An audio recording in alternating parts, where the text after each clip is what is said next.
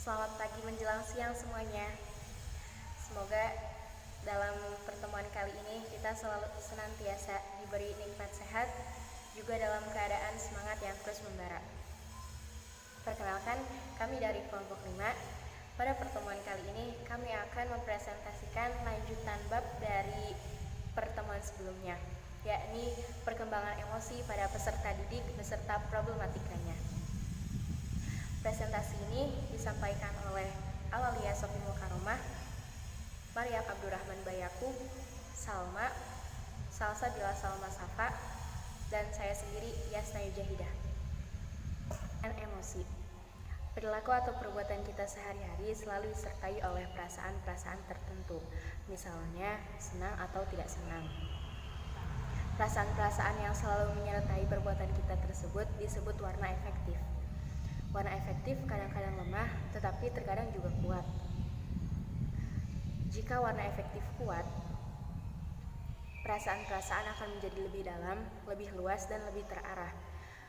Perasaan-perasaan ini disebut emosi. Perasaan lainnya seperti gembira, takut, cemas, dan lain sebagainya. Emosi dan perasaan adalah dua hal yang berbeda, tetapi perbedaan antara keduanya tidak dapat dinyatakan dengan tegas. Emosi dan perasaan merupakan suatu gejala emosional yang secara kualitatif berkelanjutan, akan tetapi tidak jelas batasnya. Pada suatu saat, warna efektif dapat dikatakan sebagai perasaan, tetapi juga dapat dikatakan sebagai emosi. Contohnya, marah yang akan ditujukan dalam bentuk diam. Jadi, suka sekali kita mendefinisikan emosi. Jadi, emosi adalah pengalaman efektif yang disertai penyesuaian diri dari dalam diri individu masing-masing tentang keadaan mental dan fisik dan berwujud suatu tingkah laku yang tampak. Emosi adalah warna efektif yang kuat dan ditandai oleh perubahan-perubahan fisik. Pada saat terjadi emosi, seringkali terjadi perubahan-perubahan pada fisik, antara lain berupa peredaran darah yang akan bertambah cepat bila marah, pupil mata membesar bila marah, bulu roma berdiri bila takut, dan lain sebagainya. Emosi merupakan suatu keadaan atau perasaan yang bergejolak dari diri individu yang sifatnya didasari. Oxford English Dictionary mengatakan emosi sebagai suatu kegiatan atau pergolakan pikiran, perasaan, nafsu, atau setiap keadaan kegiatan mental yang hebat. Selain itu, Daniel Goleman merumuskan emosi sebagai sesuatu yang merujuk pada suatu perasaan dan pikiran-pikiran khasnya, sesuatu keadaan biologis dan psikologis, serta serangkaian kecenderungan untuk bertindak. Emosi dapat dikelompokkan sebagai suatu rasa marah, kesedihan, rasa takut, kenikmatan, cinta, terkejut, jengkel, atau malu. Emosi juga sering didefinisikan dalam istilah perasaan, feeling. Misalnya, pengalaman afektif, kenikmatan atau ketidaknikmatan, marah, terkejut, bahagia, sedih, dan jijik. Emosi juga sering berhubungan dengan ekspresi tingkah laku dan perkembangan emosi pada anak usia dini menurut Hurlock. Yang pertama, reaksi emosi anak sangat kuat. Anak akan merespon suatu peristiwa dengan kadar kondisi emosi yang sama. Yang kedua, reaksi emosi seringkali muncul pada setiap peristiwa dengan cara yang diinginkannya. Misalnya, kadang tiba-tiba ada anak menangis saat bosan atau karena suatu kondisi yang tidak jelas. Yang ketiga, ada reaksi emosi anak mudah berubah dari satu kondisi ke kondisi yang lain. Bagi seorang anak, sangat mungkin sehabis menangis akan langsung tertawa keras melihat kejadian yang menurutnya lucu. Yang keempat, reaksi emosi bersifat individual. Artinya, meskipun peristiwa pencetus emosi sama, namun reaksi emosinya tentunya berbeda-beda. Yang kelima, keadaan emosi anak dapat dikenali melalui gejala tingkah laku yang ditampilkan anak. Pola emosi masa remaja adalah sama dengan pola emosi masa kanak-kanak. Selanjutnya, ciri-ciri perkembangan emosi. Masa anak usia dini disebut juga sebagai masa awal kanak-kanak yang memiliki berbagai karakter atau ciri-ciri. Yang pertama adalah cinta atau kasih sayang. Faktor penting dalam kehidupan remaja adalah kapasitasnya untuk mencintai orang lain dan kebutuhannya untuk mendapatkan cinta dari orang lain. Kemampuan untuk menerima cinta sama pentingnya dengan kemampuan untuk memberinya. Dalam diri remaja membutuhkan kasih sayang dari orang tua di rumah yang sama dengan apa yang dia alami pada tahun-tahun sebelumnya. Kebutuhan untuk memberi dan menerima cinta menjadi sangat penting. Para remaja yang berontak secara terang-terangan, nakal, dan mempunyai sikap bermusuhan yang besar, kemungkinannya disebabkan oleh kurangnya rasa cinta dan dicinta yang tidak disadari. Yang kedua, gembira. Rasa gembira akan dialami apabila segala sesuatunya berlangsung dengan baik dan para remaja akan mengalami kegembiraan jika ia diterima sebagai seorang sahabat. Keempat, ketakutan dan kecemasan. Beberapa di antara para remaja merasa takut hanya pada kejadian-kejadian bila mereka dalam bahaya. Perkembangan emosional peserta didik. Di sini kami sebenarnya faktor-faktor perkembangan emosional peserta didik itu sangat banyak sekali, tapi kita hanya mengambil poinnya saja, hanya mengambil 4 saja.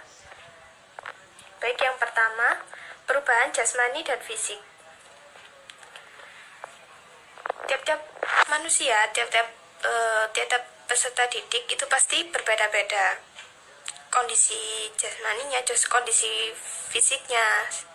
Seperti misalnya, kalau misalnya peserta didik itu dalam keadaan sehat, tidak sakit, itu pasti akan maksimal dalam menempuh mata kuliahnya, dalam dalam saat di kelas itu. Kalau misalnya waktu itu, misalnya aja ya, contoh ya, ada peserta didik yang sedang sakit gigi misalnya, kan pasti dia tidak akan maksimal dalam mendengarkan penjelasan yang diberikan oleh dosen. Dia akan mengeluh, aduh sakit gitu pasti. Dan yang kedua, faktor lingkungan. Ini sangat berpengaruh besar terhadap peserta didik. Meskipun ya misalnya orang tuanya itu sudah memberikan pendidikan yang terbaik, sudah mengajari hal-hal yang baik terhadap anak tersebut, tapi kalau lingkungannya misalnya sukanya berbicara kotor, itu pasti dia akan mengikutinya seperti itu. Jadi kalau bisa ya harusnya anak itu dicarikan teman yang baik seperti itu. Yang ketiga, lingkungan faktor sekolah. Di sekolah itu sudah pasti diajarkan mengenai cara menghargai pendapat orang lain oleh gurunya. Seperti pelajaran PPKN kan seperti itu. Bisa menghargai pendapat teman, tidak egois, tidak selalu ingin pendapatnya didengar oleh orang lain, seperti itu. Yang keempat, keluarga. Ini pasti ini sangat menentukan sekali. Karena apa? Misalnya orang tua memberi contoh yang baik, sukanya memberi salam kalau saat masuk rumah, itu pasti anak akan meniru hal-hal yang baik seperti itu. Dalam perkembangan sosial, para remaja dapat memikirkan perihal dirinya dan orang lain. Pemikiran itu terwujud dalam refleksi diri yang sering mengarah ke penilaian diri dan kritik dari hasil pergaulannya dengan orang lain. Hasil penilaian tentang dirinya tidak selalu diketahui oleh orang lain, bahkan sering terlihat usaha seseorang untuk menyembunyikan atau merahasiakannya. Dengan refleksi diri, hubungan dengan situasi lingkungan sering tidak sepenuhnya diterima, karena lingkungan tidak senantiasa sejalan dengan konsep dirinya yang tercermin sebagai suatu kemungkinan bentuk tingkah laku sehari-hari. Usia remaja biasanya mereka sudah mulai mengerti apa yang terjadi dengan lingkungannya dan sudah mulai bisa memanfaatkan media, sehingga biasanya pikiran mereka sudah sering dipengaruhi oleh ide-ide dan teori-teori yang menyebabkan sikap kritis terhadap situasi dan orang lain. Bahkan tidak jarang sikap kritis ini bertentangan dengan adat istiadat atau tata cara yang ada di lingkungan mereka, sehingga tidak jarang juga terjadi pertentangan di antara remaja dan keluarganya. Kemudian yang ketiga adalah kemampuan abstraksi, juga sering menimbulkan permasalahan karena remaja biasanya cenderung idealis, sehingga terdapat permasalahan ketika ingin merealistiskan pikirannya tidak sesuai dengan apa yang ada di pikirannya, sehingga menyebabkan rasa putus asa dan tidak puas dengan apa yang sudah dilakukannya. Di samping itu, pengaruh egosentris masih sering terlihat pada pikiran remaja. Misalnya, cita-cita dan idealisme yang baik terlalu menitikberatkan pada pikiran sendiri tanpa memperhatikan akibat lebih jauh dan tanpa memperhitungkan kesulitan yang mungkin menyebabkan tidak berhasilnya menyelesaikan persoalan. Contoh yang lainnya adalah kemampuan berpikir dengan pendapat sendiri belum disertai orang lain dalam penilaiannya. Jadi di sini permasalahannya adalah kita sebagai manusia diberikan kemampuan untuk berpikir itu sangat terbatas, sehingga kita sebagai makhluk sosial harus melibatkan orang lain agar dapat meminimalisir masalah yang terjadi, karena kita sudah menggunakan sudut pandang dari orang lain. Setidaknya kita tidak memikirkan apa yang kita mau karena kita sebagai makhluk sosial, jadi kita harus memikirkan orang lain di kehidupan kita. Kemudian selanjutnya adalah pencerminan sifat egois dapat menyebabkan kekakuan para remaja dalam cara berpikir maupun bertingkah laku. Persoalan yang timbul pada masa remaja adalah banyak pertalian dengan perkembangan fisik yang dirasakan mengganggu dirinya dalam bergaul. Dikiranya orang lain tuh sepemikiran. Akibat dari hal ini akan terlihat pada tingkah laku yang canggung.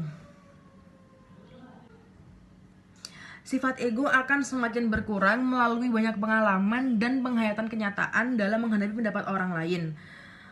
Pada masa akhir remaja, egosentrisitas sudah sedemikian kecilnya sehingga remaja sudah dapat berhubungan dengan orang lain tanpa meremehkan pendapat dan pandangan orang lain. Individu dalam perkembangan emosi. Setiap karakter yang dimiliki manusia adalah anugerah dari Tuhan Yang Maha Kuasa. Manusia dilahirkan dengan sifat dan karakter yang berbeda dan tidak bisa disamaratakan satu dengan yang lainnya. Ada 4 temperamen utama yang dimiliki manusia, yaitu pemberani, penakut, pemarah, dan periang. Setiap karakter tersebut akan berkembang sesuai dengan pola otak, seberapa intens memori yang memicu berkembangnya suatu emosi. Individu yang memiliki sifat pemalu akan lebih penakut dalam hal bersosialisasi. Lain dengan individu yang pemberani, mereka akan cenderung percaya diri dalam memulai pertemanan baru. Ada perbedaan signifikan dan dari perkembangan emosi pada individu dari seiring bertambahnya umur. Sebagai contoh, anak kecil yang seringkali marah karena permintaannya tidak dipenuhi. Hal ini sangat berbeda dengan orang dewasa yang lebih bijak dalam memilih mana yang diprioritaskan. Sangat perlu adanya sikap toleransi dan kesadaran oleh adanya perbedaan pada setiap individu dalam menghadapi perbedaan tingkat pengendalian emosi, seperti adanya perbedaan implikasi pada kurikulum pendidikan yang diatur sesuai dengan kebutuhan peserta didik. Contoh kasusnya adalah MN siswa kelas 11 TSM dengan ciri-ciri mudah marah seperti berteriak dan sering memukul temannya.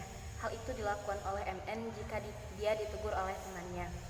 MN sering mudah tersinggung dan marah jika mendapatkan tanggapan dari orang lain mengenai dirinya. MN termasuk anak yang egosentris. MN bisa marah jika bergurau mengenai masalah pribadi dan harga diri, apalagi jika sampai menyangkut orang tuanya. Pembahasannya, perilaku mudah marah yang dialami oleh MN disebabkan oleh berbagai hal. Dari hasil identifikasi kasus diperoleh faktor penyebab MN mudah marah, yaitu faktor internal yang menyebabkan mudah marah jika dalam keadaan kelelahan yang terlalu sering disuruh. MN termasuk anak yang egosentris. Faktor eksternal yang menyebabkan MN mudah marah, yaitu faktor keluarga.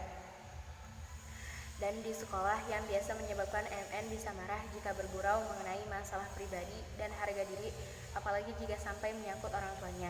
Maka dari itu, MN perlu diberikan bantuan dengan proses konseling. Di sisi lain juga, MN perlu diperhatikan dalam kasih sayang. Mungkin bisa jadi dalam keadaan seperti ini, MN kurang kasih sayang dari orang-orang terdekat seperti keluarga atau teman-teman. Juga dalam hal ini, MN harus orang-orang sekitar harus mengerti bahwa MN mempunyai perilaku seperti itu dan tidak mengulang lagi. Kalaupun ingin menegur, mungkin bisa dengan cara melihat sikap MN dalam keadaan atau mood seperti apa, sehingga pada saat kondisi tertentu kita tahu bagaimana caranya untuk menegur MN. Mungkin bisa juga dengan bahasa yang halus, dengan teguran kasih sayang seperti itu. Juga dengan bahasa-bahasa yang mudah dipahami oleh MN. Dengan tidak menghakimi tapi mengasihi. Sekian presentasi pada pertemuan kali ini, dan dari kami kelompok 5, mohon maaf atas segala kesalahan dan kekurangan. Terima kasih atas perhatian teman-teman semua. Selanjutnya kita lanjutkan ke sesi tanya jawab di kolom diskusi. Terima kasih. Wassalam.